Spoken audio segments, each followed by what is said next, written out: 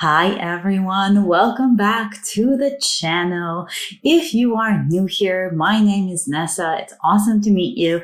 I am an author from Toronto, Canada, and I publish under the pen name A Sage.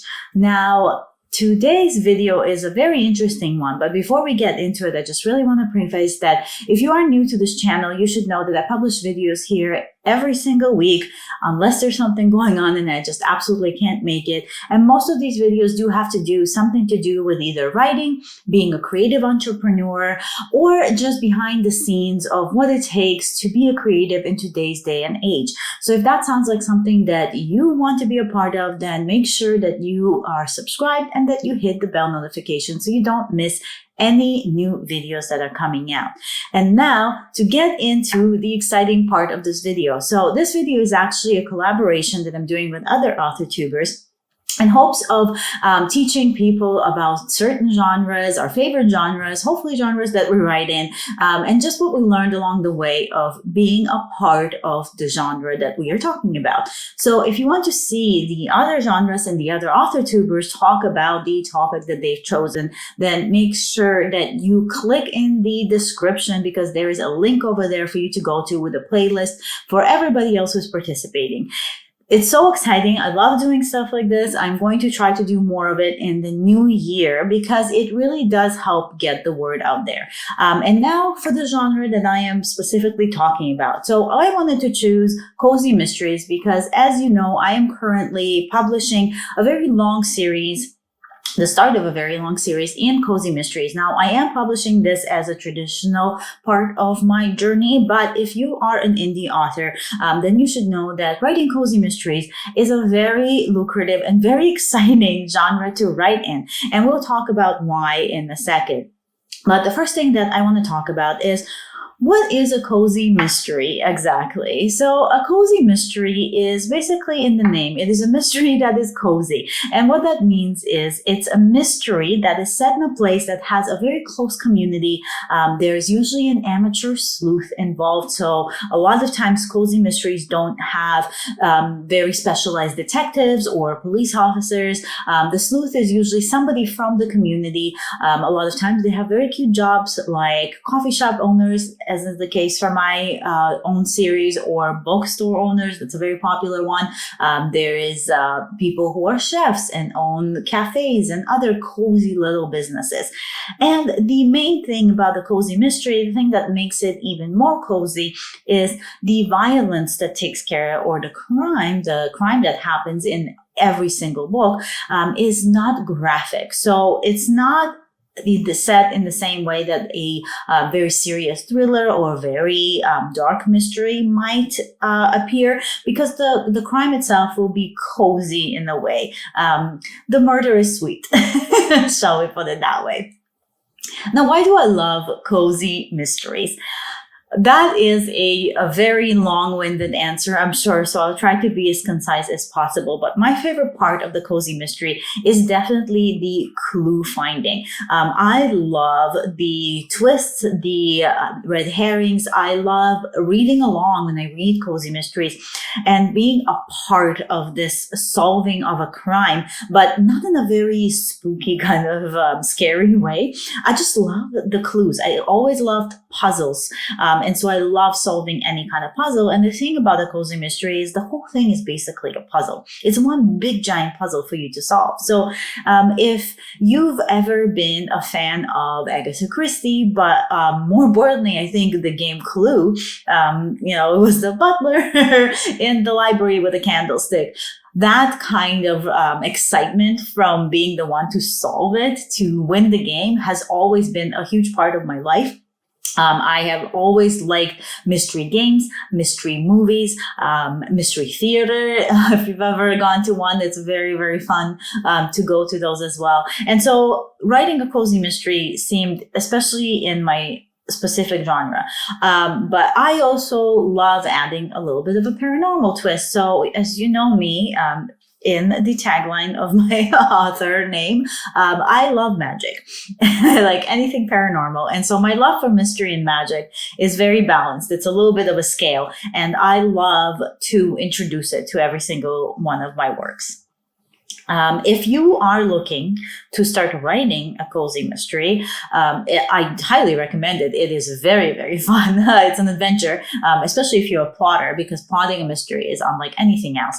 But the number one resource that I tell people that ask me when they want to get into writing cozy mystery, so the number one book that I will say and always recommend to read is Writing the Cozy Mystery by Nancy Jane Cohen. This is a very light read. You don't have to take intricate notes. It's fun to just sit down and go through it. It's not a very long book. And so I do recommend you read that because it kind of summarizes everything that you need to know about the cozy mystery genre. It helps you figure out who your sleuth will be. It helps figure out with your added characters. It helps figure out themes and the mystery itself, and how to add your suspects in, because that was my main thing, is trying to figure out the suspects at the beginning, which was my toughest part. And I'll talk about some of the mistakes that I kind of made in a bit as well.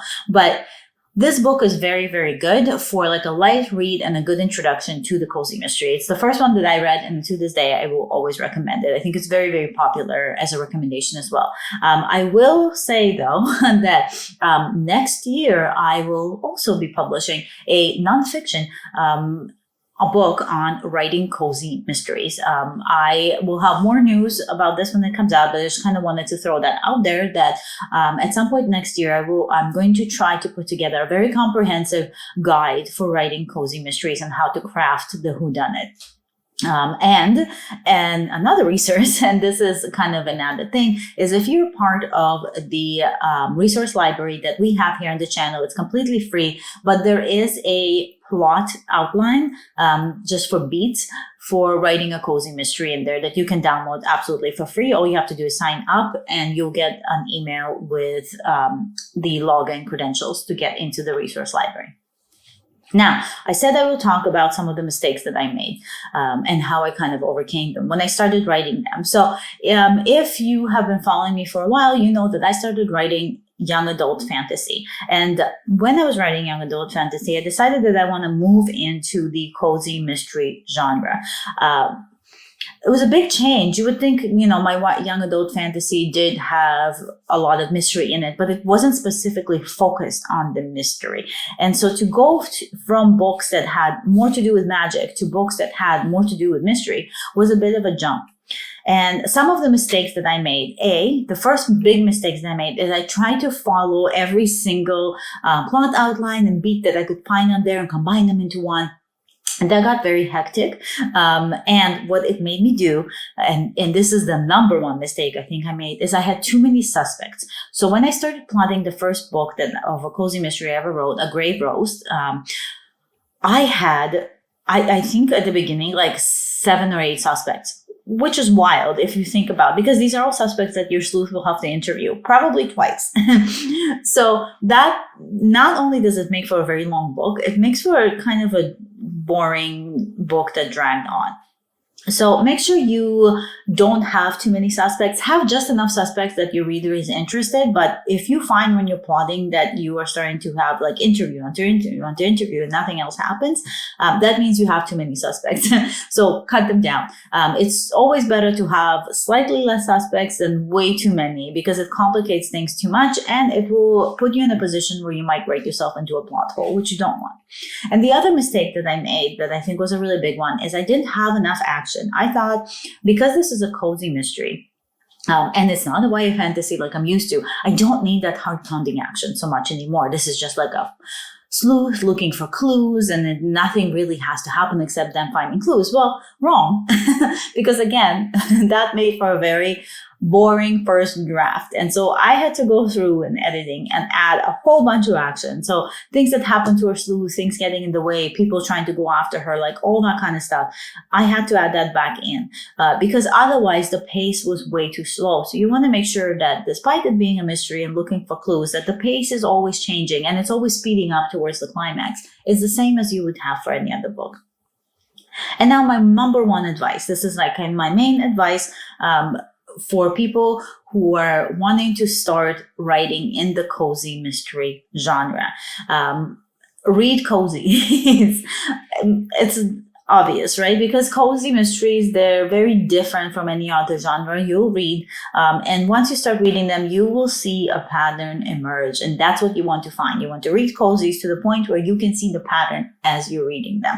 So once you see that, that means you have read enough cozy mysteries and you are ready to go. But other than just reading cozy mysteries, I would highly recommend that you read thrillers and other types of mysteries, specifically young adult. Young adult thrillers and young adult mysteries have more in common with a cozy mystery than one might believe, because what they have in common with a cozy mystery is they are not quite so dark. They can be on the darker side, but the crime is usually somewhat cozy. And the way that young adult thrillers and young adult mysteries are often structured and plotted and written is a very good starting point to plotting a cozy mystery, because they go through the same beats. They hit the same beats as a cozy mystery would.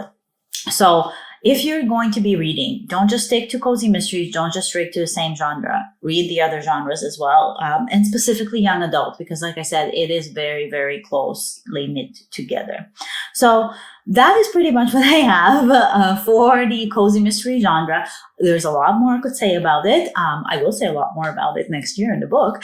But for now, and for the purpose of this video, that's kind of what I wanted to talk about. And make sure that you check out the other videos and the link in the description, because there's so many amazing authors out there who have so much good advice to give about different genres. So if cozy mystery is not the one you're looking to write, check out the link, because you will probably find the genre that you want to talk about in the link below, and in that playlist. And I can guarantee you that the advice will be great. And plus you might find a new author tuber to follow.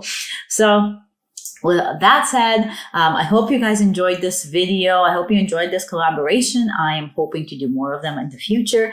And as always, stay magical, and I will see you next week for another video. Bye.